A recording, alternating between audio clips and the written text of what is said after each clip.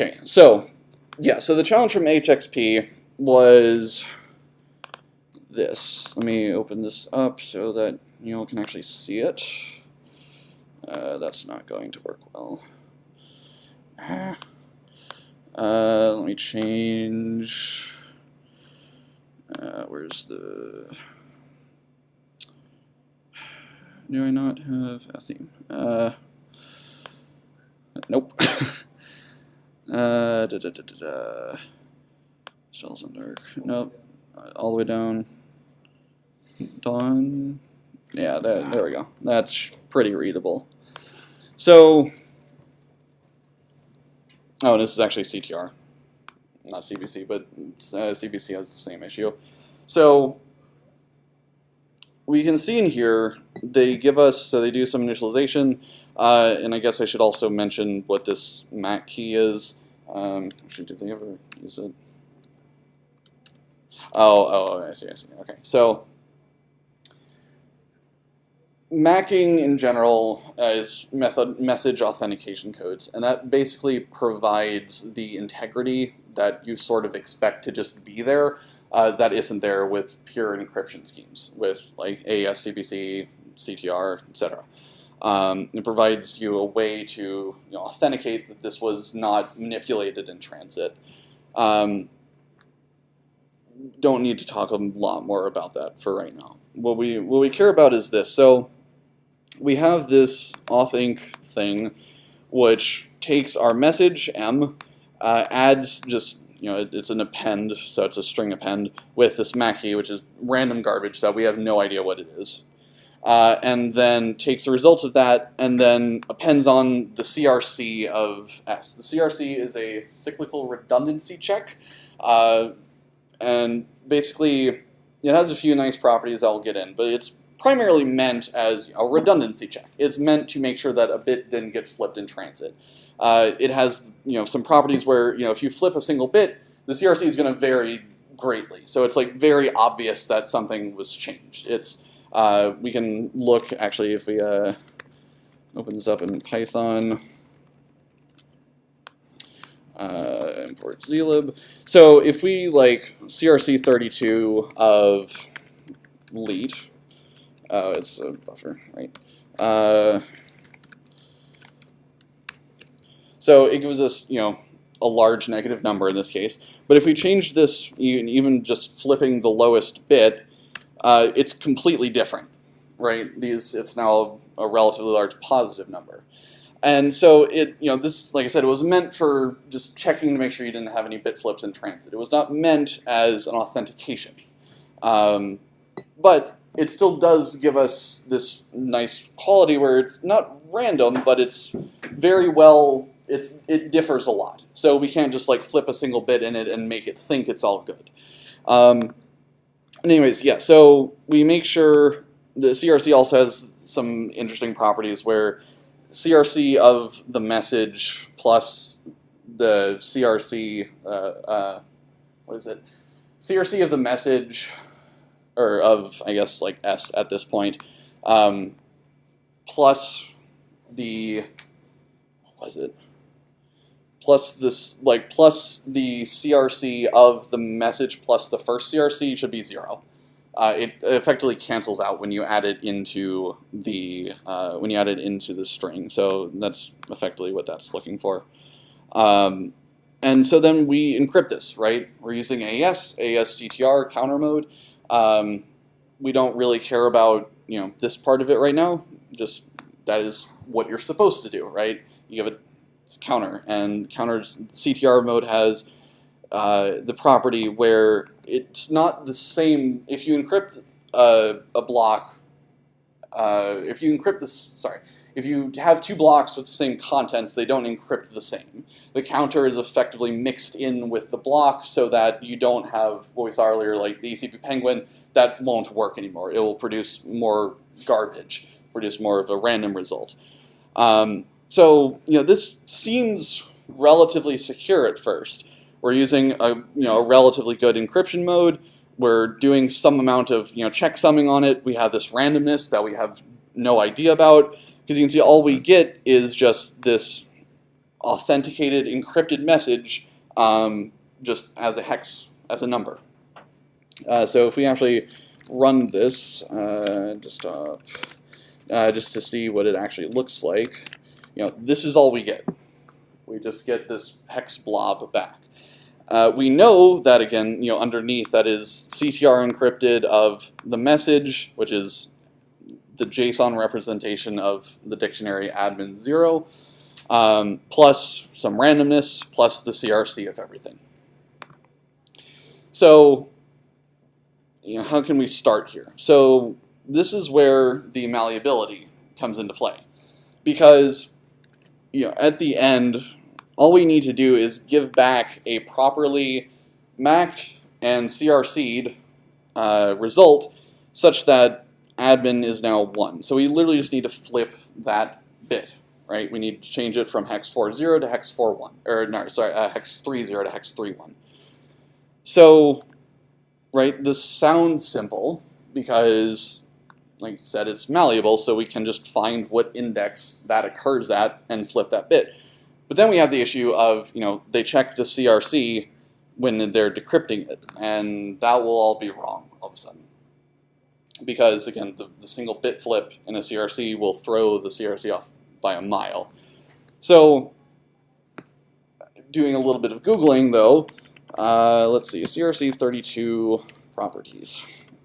This is another thing where there's lots of, not obscure, but there are many things like CRC, different authentication codes, different AES encryption schemes, different, you name it. There's tons of crypto stuff, or there's tons of properties about it, and you need to, if you haven't already, just get very familiar with just Googling around for stuff. It's really useful.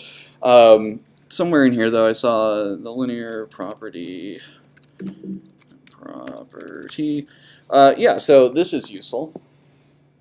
As we saw, the plus and the circle around it is XOR. So if we have the CRC of some message X, XOR Y, and we're going to leave off the Z component because it works with just 2 variables here.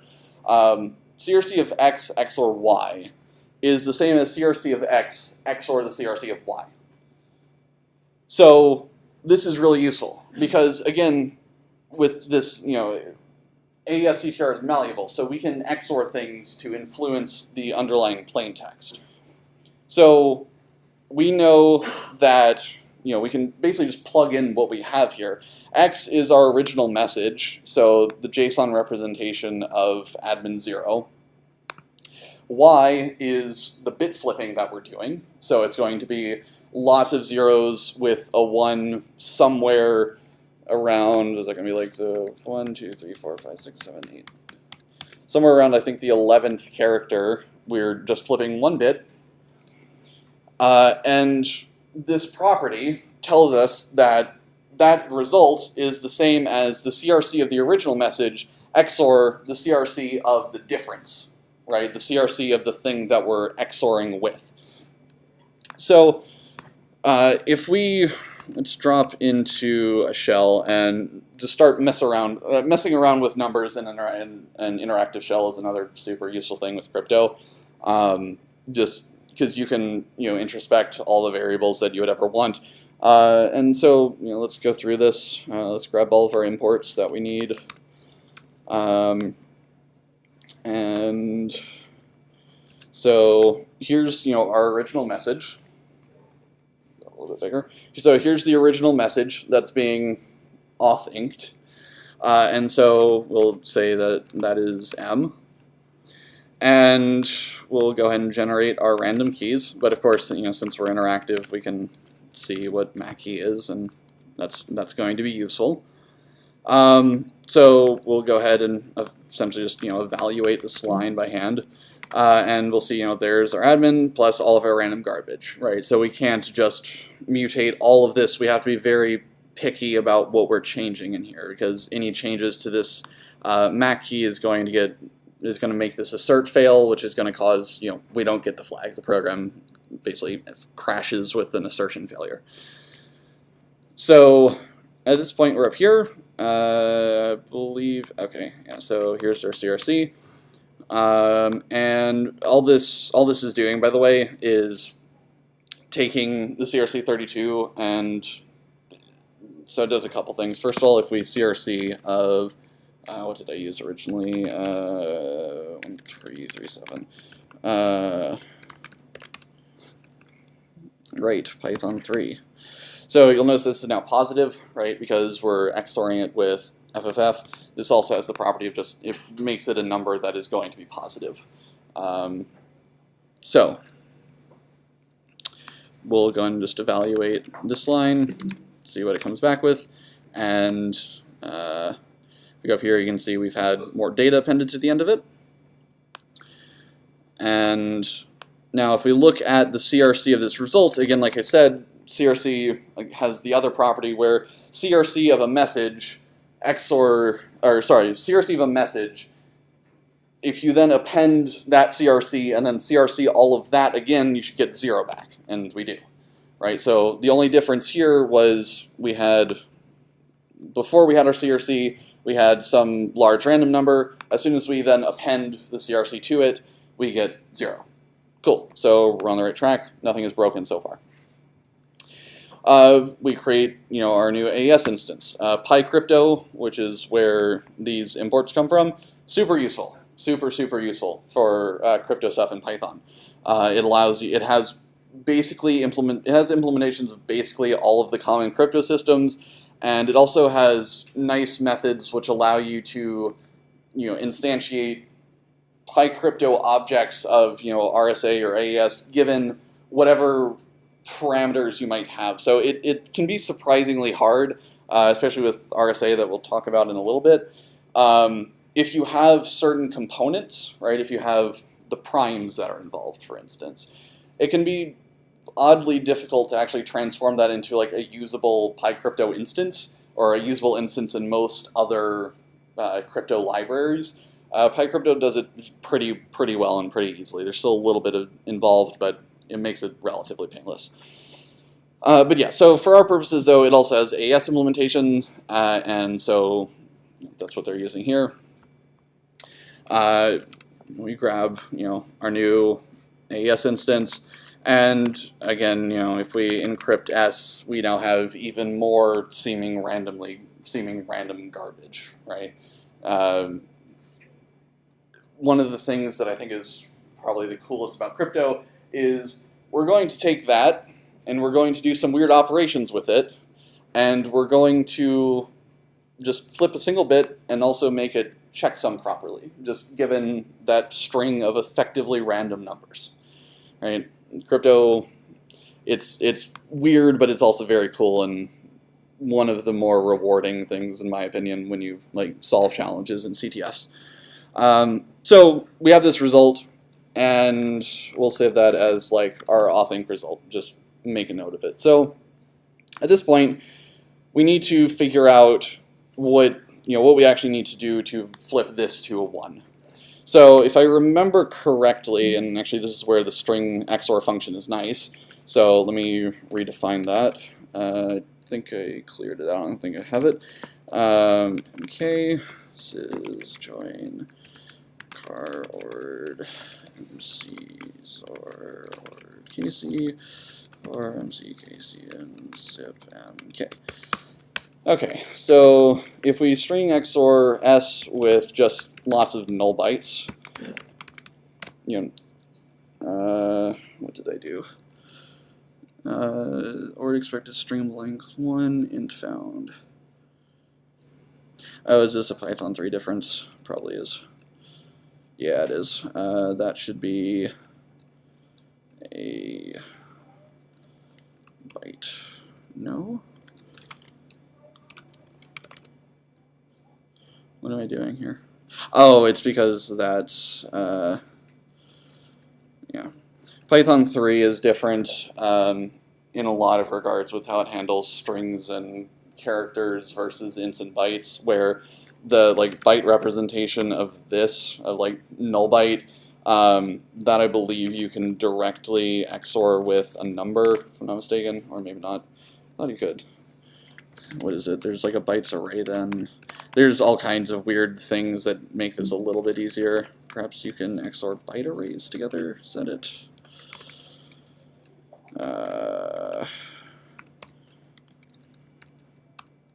Integers required. Okay, no, that's not what I'm thinking of then. Whatever. So what did I mess up here? XOR over. So ordic specs. So M S0 it's saying is an int. Yes, because okay, right. This is what I'm talking about. So you can see S up here is a byte representation in some ASCII, but it's actually stored as a number on the back end. And what was I going to XOR? Right, so in this case we can actually define XOR a little bit simpler because we don't need any of that. If we keep it as a byte array, in theory we can actually do all of this inline as just a byte array of SC XOR, let's just say 0 in this case. In theory, yeah. So this, let me actually just take that as a byte. There we go. So if we now have some key or some something that we want to XOR with, let's change this to be XC and find that as a function. SX and okay. What is going on here? Oh, whoops. Forgot to zip there. Okay. So in theory now we can XOR that with bytes representation of, or actually we can just use like 1 times 100. That should work, I think. And I forgot to return it again. Great. Okay, there we go. So now you can see in Python 3 it changes, of course, because everything changes in Python 3. We have, this is what it looks like if we XOR everything with 1, but if we go to 0, we're back where we started. So if we XOR this with, I believe that was the 11th character, so we're going to XOR that with something like this. So this is going to create a list of 10 zeros, a 1, and then another 100 zeros. And you can see, yeah, we've just toggled that 0 to a 1. That's the only change that's been made in this string. So we now know that if we can basically take the CRC of this, of our difference, then because of the property that we saw here, we can then use the result of that, so the resulting CRC of the difference, and apply that just like we did here, but just to the CRC result that's tacked on to the end. And in theory, that will keep the CRC correct. We won't have actually touched the MAC key that they store in here, right? Because we're just XORing things. So unless we tell it to change one of those bytes, nothing will change. And in theory, we will have defeated this. So let's go through and try. So if we CRC this, we need to make that a bytes object, we get some number back. Cool. Don't really know if that's correct or not. Sure. Actually, that doesn't look correct, but we'll see.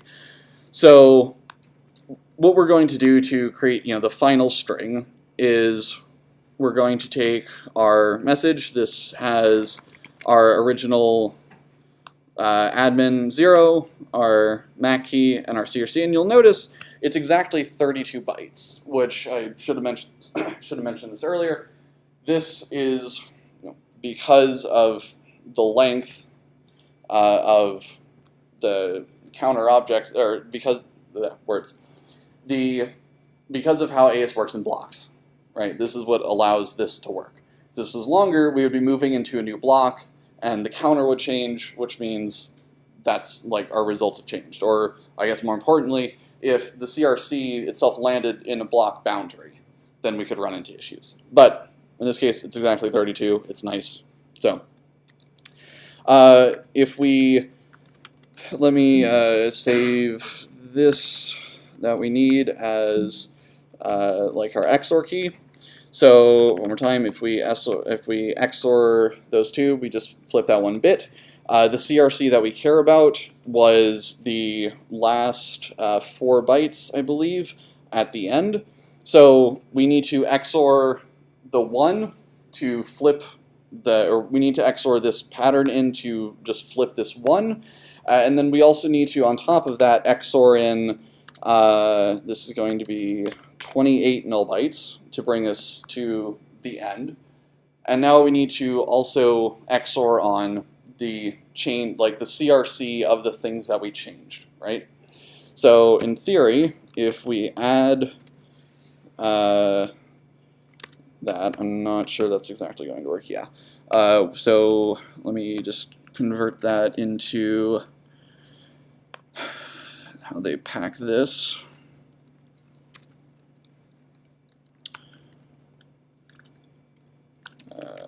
CRC effects. And not bytes to list. Okay, so we'll make that bytes of 0 times 28. Okay, so in theory, if I did that right, something about that doesn't quite look right. Perhaps it is. Length of that should still be 32. It is. Okay, perhaps that's correct. So, right. So at this point, we've XOR'd in the 1 bit to flip this from a 0 to a 1, and we've also XOR'd in the CRC that we expect. And one more time, because of the rule, in theory, this CRC of the original message XOR CRC of the difference should be the CRC of the original XOR the difference, right? So if we now go through the process to decrypt this, if we, assuming just testing locally, we're going to save this as like our result.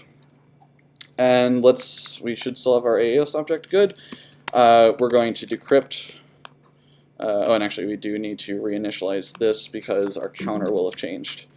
But if we AES decrypt res, AES.decrypt,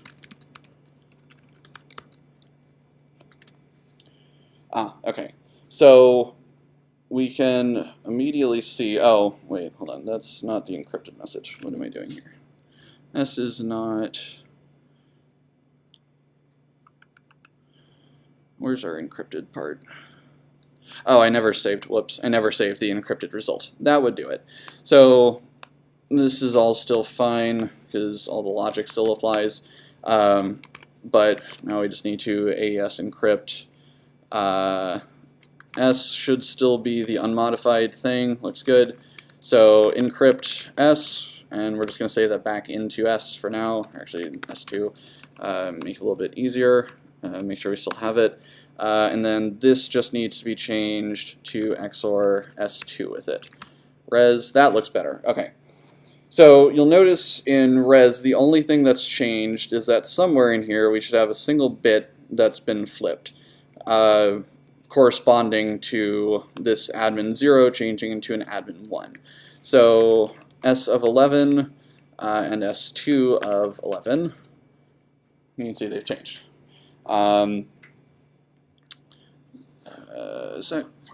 That is correct. Why have those changed more than 1 bit? Oh, because it's not S2. So S2 of that, and then the result of that. Hold on. Now I'm getting lost in my variables. This is another issue that you'll...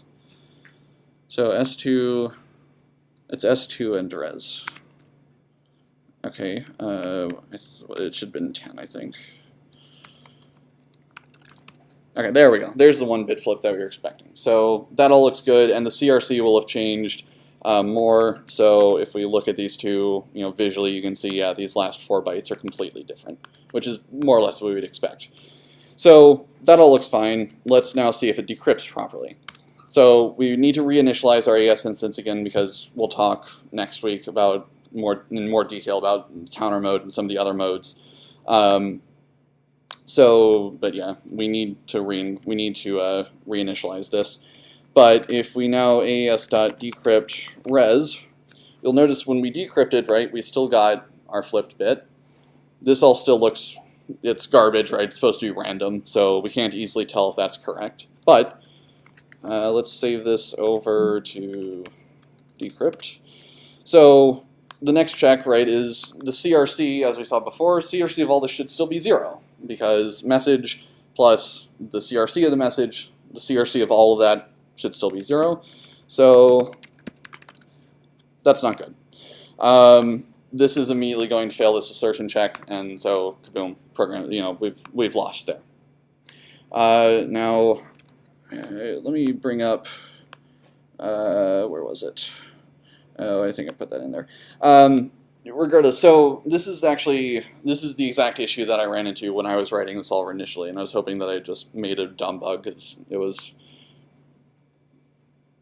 late at night when I think I started that one. So yeah, in this case that has not worked. But since we're running it interactively, though, we can see that easily, and we aren't just like, why isn't this working? It's all the math says it should work, but it doesn't. So this is in this case what trust the numbers we see here. The math should work, but in this case, something is wrong. The one thing I do remember, though, is, like I said, this number didn't quite seem right. Because I also just realized, yeah, because the CRC is dependent on the length, and I forgot to set that to be the right length. That would have actually done it. Let's see. So that's fine, though. X is, okay, yeah, no, that's a problem. So I forgot to truncate X to be 32 bytes long. And, the CRC will change depending on the length as well. So now we need to go through and redo, grab a new AES instance again. And somewhere in here we should have, where was it? XOR, that looks better. So our result basically looks untouched. You'll notice that has changed though. And then S2 shouldn't have changed because we just messed up basically in this part because X was too long. So this CRC was incorrect. So S2 should be fine. So that means the result should be good now. So let's try this again. is.decrypt res. That all still looks good. If we then CRC res, and it's still wrong. Why is that still wrong? Are you supposed to see CRC the result? Yes, thank you. Still wrong. Okay. So let me really quickly, so just look at this.